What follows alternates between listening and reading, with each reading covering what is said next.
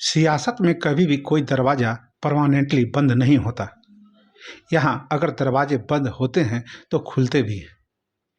तो सबसे पहले नमस्कार, आप देख रहे हैं न्यूज़ीरा और मैं आपके साथ विपिन।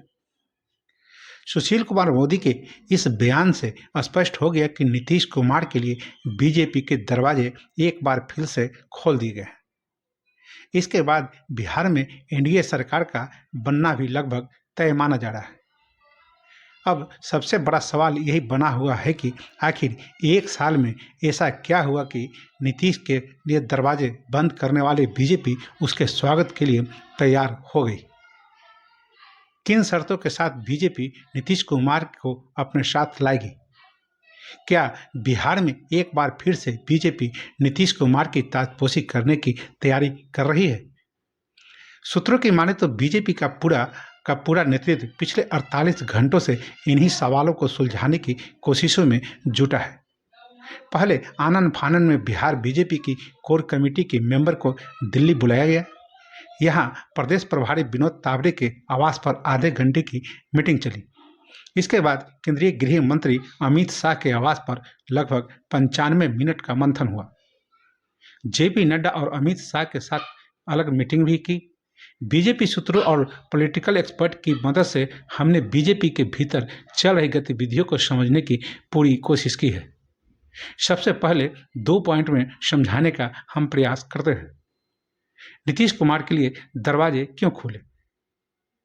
बीजेपी चुनाव से पहले INDIA गठबंधन को खत्म करना चाहती है। पॉलिटिकल एक्सपर्ट की माने तो लोकसभा चुनाव में बीजेपी के सामने सबसे बड़ी चुनौती नीतीश कुमार ही पेश कर रहे थे।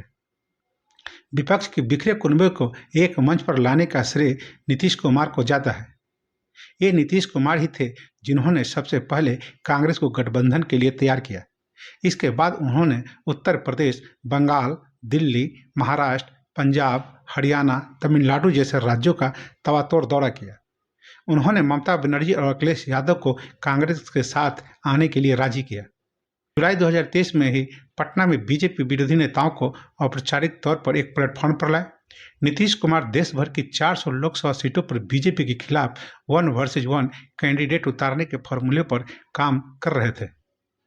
उनको सबसे ज़्यादा फोकस बिहार की 40, उत्तर प्रदेश की 80, झारखंड की 14 और बंगाल की 42 लोकसभा सीटों पर बीजेपी को टक्कर देने की थी। भाजपा भी ये जानती थी कि अगर विपक्ष का ये फॉर्मूला कामयाब होता तो बीजेपी को लोकसभा चुनाव में मिशन 400 को बड़ा झटका लग सकता था। ऐसे में नीतीश अगर एनडीए में शामिल हो जाते हैं तो इंडिया का कुनबा लगभग पूरी तरह बिखर जाएगा। ममता बनर्जी बंगाल में, अखिलेश यादव यूपी में और आप पंजाब में पहले ही अकेले लोकसभा चुनाव लड़ने की घोषणा कर चुके हैं। पॉलिटिकल एक्सपर्ट कहते हैं कि कांग्रेस के अलावा नीतीश कुमार ही एक ऐसे नेता हैं जिनकी पकड़ पूरी हिंदी पट्टी में है। इतना ही नहीं, नीतीश का संबंध देश के सभी क्षेत्रीय पार्टी के नेताओं से भी बेहतर है। नीतीश के अलावा इंडिया गठबंधन में किसी नेता की इतनी पकड़ नहीं है कि वो सभी पार्टियों के साथ समन्वय स्थापित कर सके। दूसरा, नीतीश कुमार मतलब 16% वोट की गारंटी। ये बीजेपी भी जानती है। नीतीश कुमार की ताकत को भाजपा से ज़्यादा बेहतर तरीके से कोई दल नहीं जानता। बता दें कि 2014 के लोकसभा चुनाव को छोड़कर कभी भी नीतीश कुमार का वोट प्रतिशत 22% से नीचे नहीं रहा है। नीतीश कुमार को 2024 के मोदी लहर में भी 16% वोट मिले थे। नीतीश का प्रभाव केवल बिहार तक सीमित नहीं है, वह पड़ोसी राज्य झारखंड और उत्तर प्रदेश में भी असर डाल सकते हैं।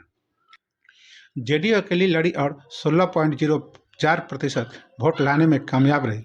तब पार्टी को 2 सीट मिली थी और मोदी लहर में 36.48 वोट पाकर एनडीए 31 सीटों पर जीती थी।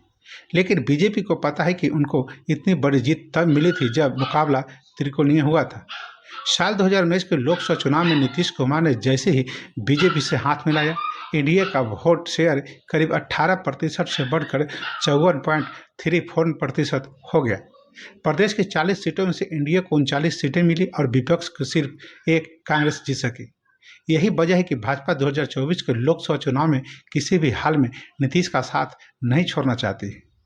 सूत्रों की माने तो बीजेपी का प्रदेश नेतृत्व किसी भी सूरत में नीतीश कुमार की अगुवाई में बिहार में सरकार नहीं बनाना चाहता। उनका मानना है कि इसका सीधा असर कार्यकर्ताओं पर पड़ेगा। पार्टी के लिए सबसे बड़ी चुनौती यहीं पर आ रही है कि उन्होंने किस तरह बिहार से निकाला जाए। भाजपा सूत्रों की माने तो एनडीए संयोजक का पद ऑफर दिया जा सकता है। इसके साथ ही लोकसभा चुनाव के बाद उन्हें राज्यसभा और जनता दल यू को 2 केंद्रीय मंत्री के साथ एक राज्य मंत्री का पद दे सकती है। हालांकि बीजेपी के कोई नेता इस पर खुलकर बोलने के लिए तैयार नहीं है।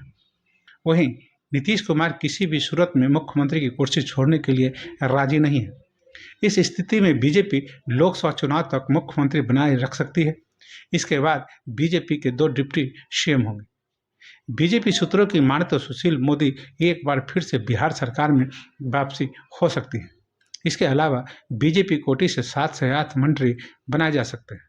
हालांकि ये नए चेहरे होंगे या पुराने की रिपीट किया जाएगा, इस पर फिलहाल पार्टी के कोई नेता स्पष्ट बोलने से बच रहे हैं।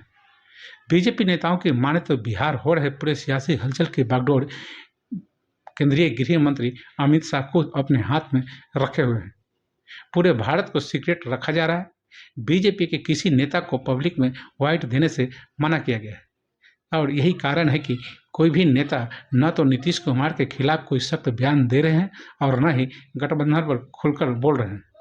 तो बस अभी के लिए इतना ही। तो हमें आज्ञा दीजिए। नमस्कार।